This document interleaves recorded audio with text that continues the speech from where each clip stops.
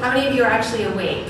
Very good. I have a stage dog. This is Sagan, and she stays up here with me until my mom gets here. So if she runs off the stage because some of you are eating, just be nice to her. She doesn't fight, right? She's glaring at me. So how many of you had a really good time this weekend?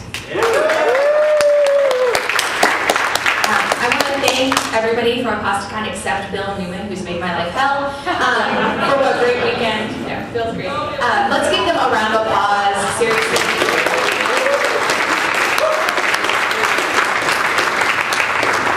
And I want everyone to enjoy those warm feelings, the nice people you've met, the partying every night, because I'm going to try and ruin every good feeling you have right now.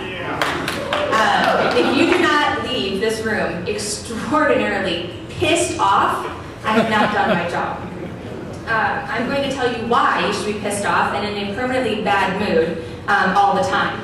And it has to do with our government and how they spend your money. Anybody here ever earned $1, honestly? Which means you pay taxes on it. Come on, people. If you've ever filed a tax return, you're getting screwed by the government. How do you know that?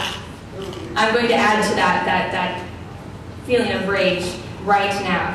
Okay, so if you can't tell, I'm going to be a little bit irreverent. Well, Dan Barker made all kinds of jokes about that. I'm not going to go there because I don't have the gravitas of having been a former preacher. But I am going to give you a little biblical history and give you a little bit of a way to make this more palatable. How many of you have read the Old Testament?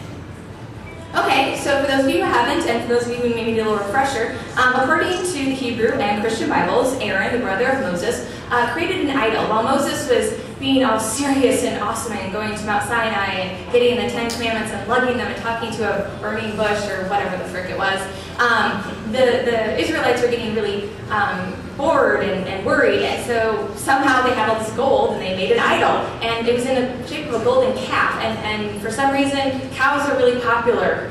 I don't see what's so special about them. Milk's great.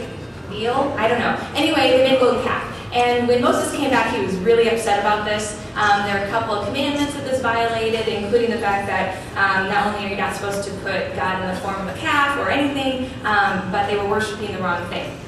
So they destroyed it. And how does this matter? Well, we're going to pretend that the faith-based initiative, is the golden calf, and that religious organizations and the institutions are the Israelites. I get to be Moses. And I'm going to bring the Word of God in the form of the U.S. Constitution and the Bill of Rights. These are good things. And together we are going to destroy the faith-based initiative, the money-sucking, self-congratulating program posing as legitimate public policy. Yes, and I just want you to know that this is a real place in New Jersey, the land of make-believe. It is on East 46th. Okay, so where we stand today. According to the Office of Faith-Based Neighborhood Partnerships, this is Obama's variation of it, any church, mosque, or synagogue may apply directly to the government for faith-based funds. And these are from the state or federal government, and you can do this without a separate charitable purpose. So any church, synagogue, and I'm going to use church because that's where most of the money goes, but it really is any house of worship, okay, can apply for government grants. And can just do so because they're a house of worship. They don't have to have a separate charitable purpose or a separate charitable organization, okay? So just because you're a house of worship, you are automatically put into the category of being worthy of grant money. Whereas the rest of us, we have to form 501c3s, and we have to say what our purpose is. What good are we going to do to the community? We are not automatically granted the status of being good for the community. Make sense? Okay. And then these organizations that get the money don't have to publicly report how they spend those faith-based funds. Because if you're a house of worship in the land of make-believe, you get to pass go, collect the grant money, and then not report it. So if you're a 501c3 that's not a house of worship, you not only have to pay a fee to be a 501c3, but then you have to fill out this thing called a Form 990, which can be extremely onerous. I mean, it's good. We want people to fill out Form 990s because then it's public record how you spend the money. American Atheist fills one out every year, and it shows you exactly how your donor money is spent. Okay? okay? Americans United, the Red Cross, which actually doesn't get government money, but it's a 501c3, and they tell you how they spend their money. Every 501c3 that's not a house of worship tells you how they spend their money. That's how Charity Navigator tells you how to rank things. That's how they do the formulas that say this percentage of money goes towards administrative costs, this money actually goes towards their charitable giving. That's what they do. But with a house of worship, they don't do that. Okay, so the faith-based initiative started with George W. Bush, who said, we want to fund programs that save Americans one soul at a time. So apparently it doesn't apply to us who don't believe we have souls, just like his father didn't believe that atheists, were Americans. And what it does is it allows these organizations to discriminate in who they hire and who they fire. And I have the Salvation Army up here because this has actually gone to court. And they tried this, they did this. They sent out surveys and questionnaires to their employees. And if you didn't answer the way they liked about your religious affiliation or even your sexual orientation, they fired you and didn't hire you. And they went to court over this, and according to how the faith-based initiative is set up now, because they're receiving this government funding and they're allowed to discriminate, the court said they can do it. They are an organized church. That's the Salvation Army. So think about that the next time you're tempted to put in a few quarters or more into one of those bell-ringing kettles. So what this means now is that billions of dollars are being doled out by the state and the federal government through the executive branches and the faith-based offices, and there's just going to faith-based initiatives, and we have no way of tracking it, no way of knowing how the money's being spent, and it's being done to organizations that are free to discriminate. Are you pissed off yet? Yeah. Okay, so I'm going to get that all righteous, and feel free to yell out because that makes me feel better and it scares Satan. Okay, so a quick summary of laws, because I want to know how we got here and how it got so screwed up, because you know how Christians are always saying it used to be better? Well, it did used to be better. In the Civil Rights Act of 1964 says that it's unlawful for an employer to refuse to hire or discharge any individual for many reasons, including religion. And religion is covered, atheism, non-religion, is covered by religion under constitutional protections. How many of you believe in the freedom of speech? Good. How many of you believe in the freedom to not speak? Okay, so it's the same kind of thing. Not speaking gets the same protections as speaking. If you choose not to speak, that's still constitutionally protected, correct? Okay, so it's the same thing. So when somebody tells you that atheism is a religion, that's not true, but we get the same protections as religion because according to the Constitution, the freedom of religion also means you have the freedom not to have religion. And that's a very important distinction to make because I get thrown at me all the time. We get the constitutional protections of religion because we choose not to have religion, just like anyone who chooses to have the protections of freedom of speech also gets them when they choose not to speak. So fuck the draft. Now, there is an exemption to this, Title VII, which allowed religious organizations that had very specific purposes that were core to how they existed. So I guess you would say the Catholic Church has priests that can only be men. Now maybe that's going to change. Pope Francis is off the rails and smoking something, and I like it. But whatever he's doing, but up until now, it's been that you have to be a male in order to be a priest. So they would get an exemption in order to be able to only hire priests, males to be priests, okay? Now, and that was the rule under this exemption. It was fairly narrowly tailored, okay? Now, this has changed. In 2011, there was a Supreme Court case, and it had to do with Tannenbaum, and that's the name of the case if you want to look it up. And it had to do with a teacher who was attached, it was a school that was attached to a church, and it happened to be a Lutheran church. And in order to be hired by the school, the congregation had to vote for you, and it was considered some sort of sacred purpose to be a teacher. And as part of your duties, there would be some Bible reading, and you would teach some biblical scholarship to the students. And this is an elementary school. Well, the teacher got ill, and she took a leave of absence under the Family Medical Leave Act, and also she used the American Disabilities Act. And she had to leave for quite a while. In the meantime, the congregation and the school hired someone else in her stead, and then they voted to keep her on permanently. So when the teacher got over her illness, she wanted to come back, and they said, sorry, you're no longer divinely employable. And so she sued under federal protections because, except for Title VII, churches and schools have to apply to all these federal laws. The Supreme Court ruled that the church and the school did not have to follow federal law. They did not have to follow the Americans with Disabilities Act, according to this teacher, because she acted as a pastor to the children. Oh. And Barry Lynn said it best that under the reading of how they wrote this opinion, a janitor could now become an essential member of a pastoral member of a church. So pretty much if you work for a house of worship or a religious organization, you have no protections. You cannot count on any federal protections against discrimination, the Americans with Disabilities Act, anything. You cannot count on that right now. They threw it out the window. And my mom is here. Everybody, that's my mom.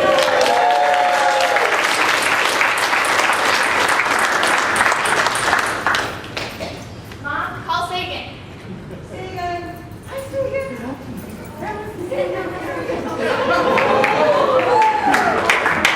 Sorry, everybody. 10-second permission. Okay. So, good feelings, but everybody still pissed off? Yeah. Okay. All right. So, yes, grrr, we're pirates. Okay, so, we've got two very handsome gentlemen up here. The top one, just it so happens, is my 7th cousin 2 times removed. They're about their genealogy. Okay, so he used the federal executive orders to provide the first anti-discrimination policy, which has all been undone now, but he established it during World War II. What was happening is while all the men were going to war, a lot of minorities and women were left to stay home and work in the factories, but a lot of federal contractors wouldn't hire them. And so there was nobody to work in the factories. So he's like, fuck that. And so he passed a law that said if you're going to take money from the federal government and you're a federal contractor, you have to hire anybody who's qualified. So we got the first executive order from the president saying if you receive federal money, you can't discriminate. And that was a pretty good thing. Yes, we can applaud for him. And he's I'm not sure I'm related to him, but I'm just going to say he is. LBJ then expanded that. He again used the executive order to expand it to any federal contractor, not just war contracts, not just ones that had to do with shipping or anything like that. He expanded it to all federal contractors. And that's the way it's been since 1965 until the 1990s. Now, what happened and what this meant was in order to get federal funding, you couldn't discriminate. And if you were a house of worship, you couldn't get federal money unless you found a separate 501c3 for your charity. So Catholic charities had to be separate from the Catholic Church in order to get federal money. Make sense? Yes. Okay. If Lutheran services wanted to provide housing and food and serve stuff to the poor, they had to form separately from the Lutheran Church. A separate 501c3 that was accountable because they wanted government money. If they didn't want government money, they didn't have to do the 501c3 separately. But in the 1990s, how many of you like what President Clinton did, like just with his executive powers? Not personally, but he did a lot of good things, right? Yes. He did a lot of shitty things too, okay? And one of them is charitable choice. John Ashcroft. You guys remember him? How many of you actually do remember who John Ashcroft is? Okay, how many of you are from Missouri? I'm really sorry. In the 1996, I know you guys are too, in the Welfare Reform Act, what they did is they put it in that for the first time since these employment discrimination laws have been passed, that you could get federal money under the Welfare Reform Act for social services and not form that separate 501c3. So it was the first chink in that armor between separation of religion and government and social services. And Bill Clinton signed it. Now, secular groups have always had to form a 501c3 to get money. And there wasn't a single secular group that got an exemption from this. There wasn't a group that raised their hand and said, we're awesome, and we should just get money and not have to file the Form 990. This only applied to churches, okay, to houses of worship that were somehow exempt from those regulations. So I just wanted to make sure you guys understand that they're slipping by. They're somehow above everyone else. And this is where it happened, okay? So then Bush got into office, Bush Jr., Bush W., whatever. Bush W. Yeah, that too. And he turned charitable choice into a major executive branch program. Charitable choice was in Congress, and the president had to sign it.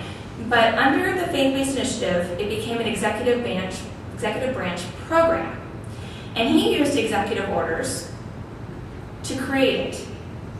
And what it did is it established it in 9 departments, and this was specifically to start funneling grants from these executive branch offices to faith-based groups and community groups, okay? But the emphasis was always on faith-based groups. And Executive Order 13279, don't ever use that as your PIN number because I always guess it when I find a credit card, made it easier for churches and other faith-based groups to receive the federal money. And this is where it allowed them to have anti-discrimination. It took away the anti-discrimination. So not only could you now get federal money, but it stripped away that protection. And it took away religion and color and LGBT protection, all that kind of stuff got stripped away. It was gone. And that's when the Salvation Army started sending out those questionnaires, and they started laying off people, and they were challenged, and they won. So now, millions and billions of dollars are being pushed through the executive branch because that's where the education department is, that's where HUD is, that's where Health and Human Services is. All that money is being funneled, and it goes out in grants. And it is like trying to read Greek backwards to find out where the money is going and track it and find out how it's spent. There's a guy named David Kuo. He actually blew the whistle on this first in 2006 with his book. He just died in August of a brain tumor. He was actually a very devout evangelical. He didn't like the way the Bush administration corrupted this.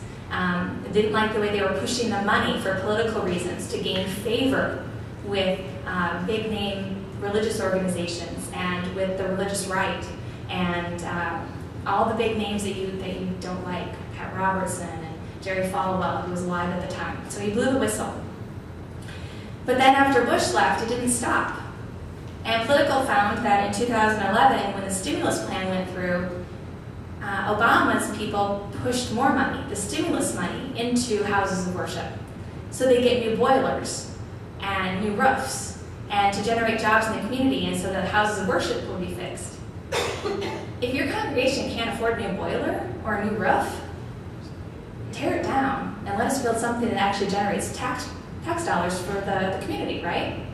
But no. And in fact, when the Obama administration couldn't get states to do this, they actually went over the state departments, the state's officials, to do it to the individual groups themselves.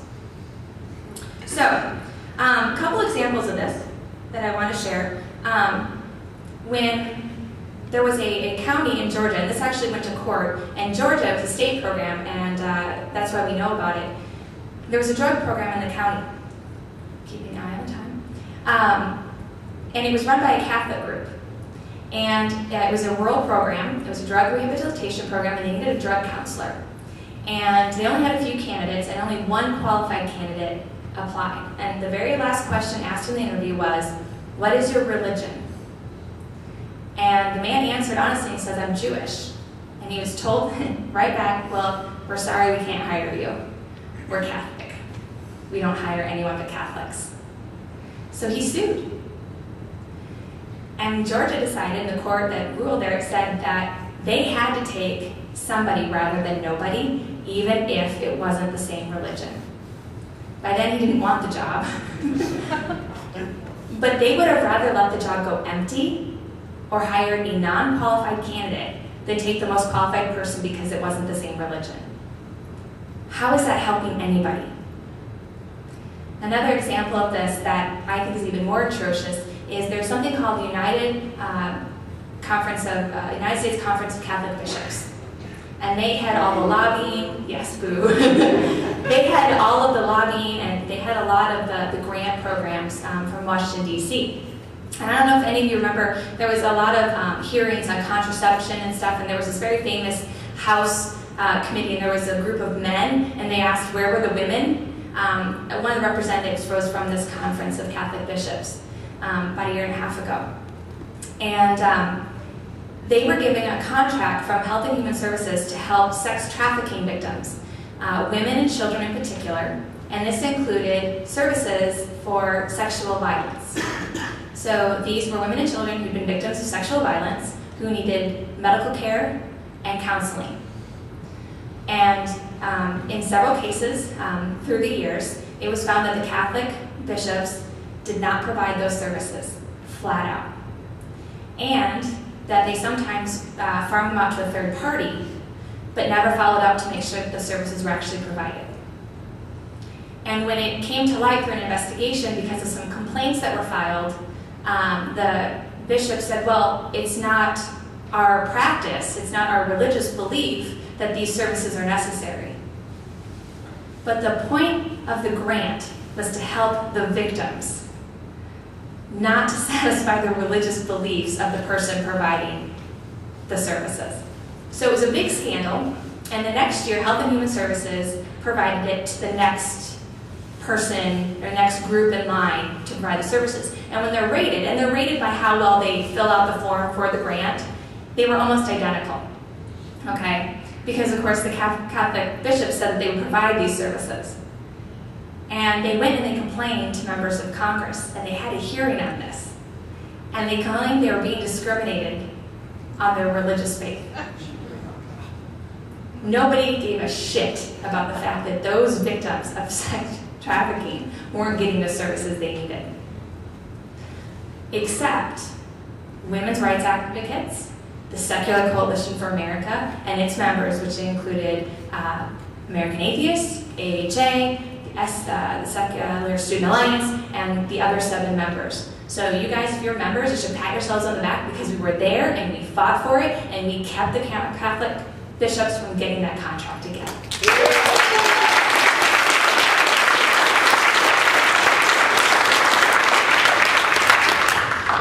But if that came to light, and it took so much investigation by an independent agency, and we had to fight through a congressional hearing to keep it from happening again. Imagine how many times in the States this is happening. We know that Catholic groups, and I'm picking on the Catholics because they're so high profile, but it's not just the Catholics. They deny gay and single women, gay parents and single parents, adoptions from children who are in the system because it doesn't fit their religious profile of what a parent should be. There are hundreds of thousands of children who could be in good homes, but parents are turned away because they don't fit the Catholic ideal of what a parent should be. So let's give those contracts to secular organizations that know that all you need to be is a loving person to be a good parent.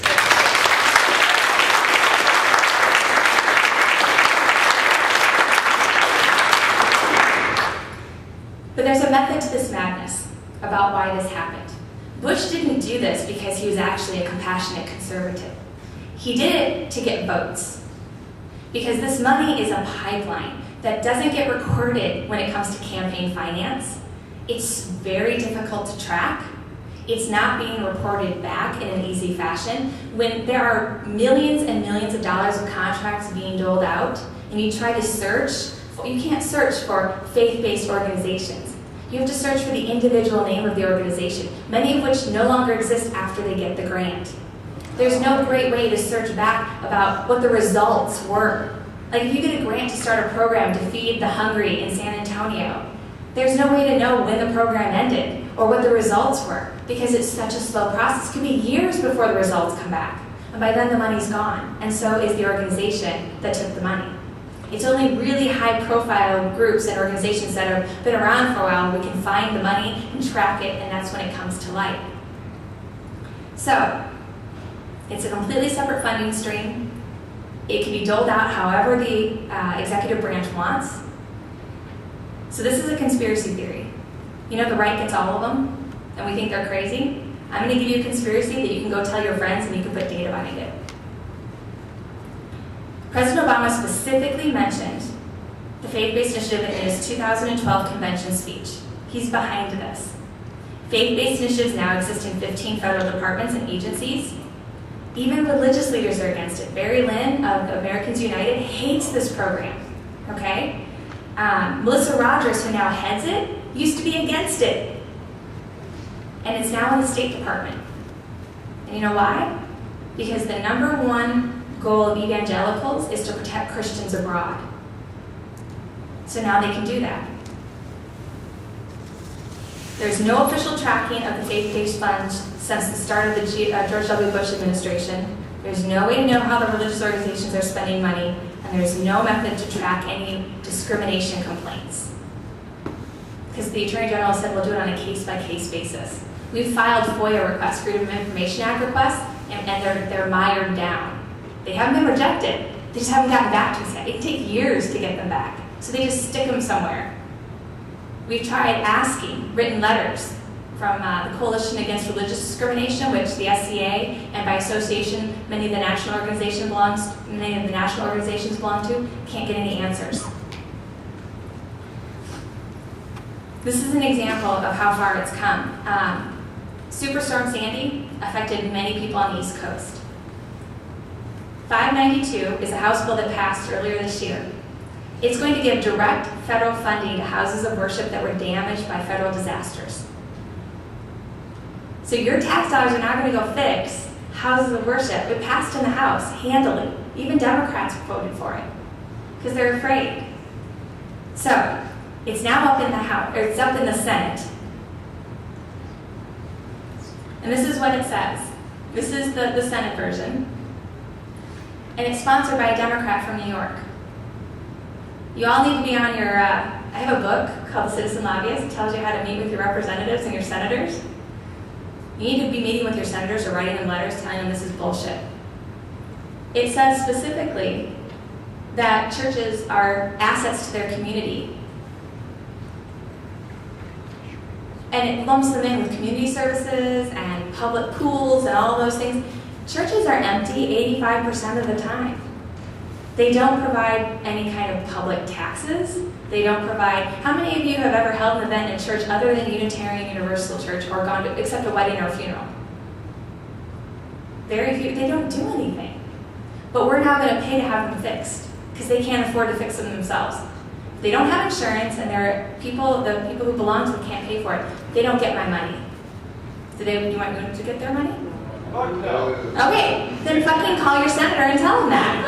Because you didn't do it when the House was voting on it. What were you doing? Sleeping? It was spring break. You were drinking beer. Do something about it.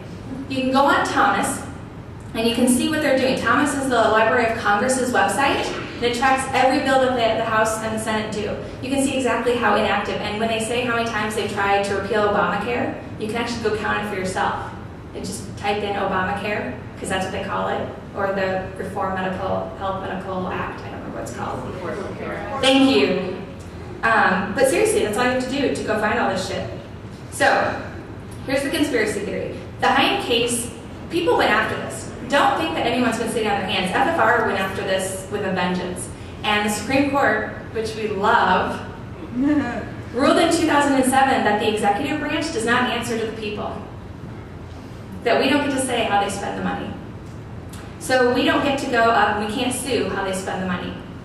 There's no reporting or accounting for the funds. We can't argue how they're discriminating, because it's an executive order. It's not a legislative issue.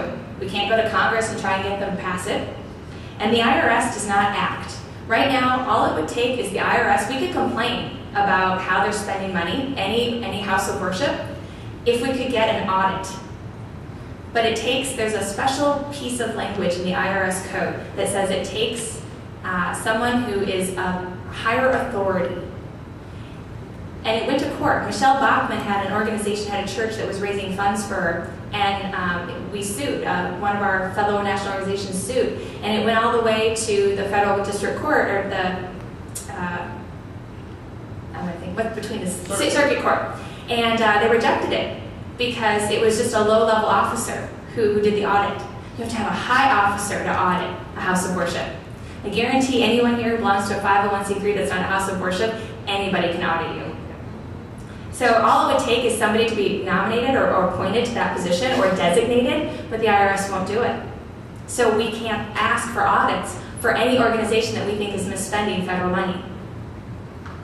Presidents and governors are allowed to funnel millions of dollars to their faith-based initiatives. It can be spent however they want. They can direct the money to any of the departmts. It can be spread out from there, and we can't account for it. And we have tried, believe me. If I could have the numbers up here, I would, but I can't. So, in my opinion, this is my conspiracy theory, I think they're using it as a political machine. It's really, really cool to be able to spend millions of dollars in churches and then ask, not directly, but then wouldn't it be nice if that pastor then said, it's thanks to the Obama administration or the Bush administration or the Clinton administration or whoever runs next, the Ron Paul administration, Rand Paul, he's the one who's going to run, Ted Cruz, whoever, that we have this nice new roof. Or pick your favorite governor. Maybe Palin will run again. I guarantee you that if Obama didn't get rid of it, nobody's going to get rid of it. And it's going to keep going. So how do we stop it? You have to speak up. You have to speak up. There are mailing lists in every state for faith-based initiatives. How many of you are on it? One of the best ways to fight the enemy is to know what the enemy is doing. And I think the faith-based initiative is our enemy. So get on their email list. Find out where the money's going. Find out. And then protest it. Go talk to your senator. Stop them from funding out in the open with congressional money, which isn't even related to the faith-based initiative, then houses of worship are going to get your tax dollars to fix after a federal disaster. Tell them to buy insurance. Demand parity between religious organizations and secular organizations. There is nothing special about religion. Don't treat it like it, and don't let them get away with it. American Atheist is suing the IRS right now for how it treats religious organizations versus secular ones. We're suing that process where the house of worship gets to pass right by the fee to pay to be a 501c3, gets to pass by the Form 990. So if you want to do something, become a member of American Atheists so we can come to your state and sue too.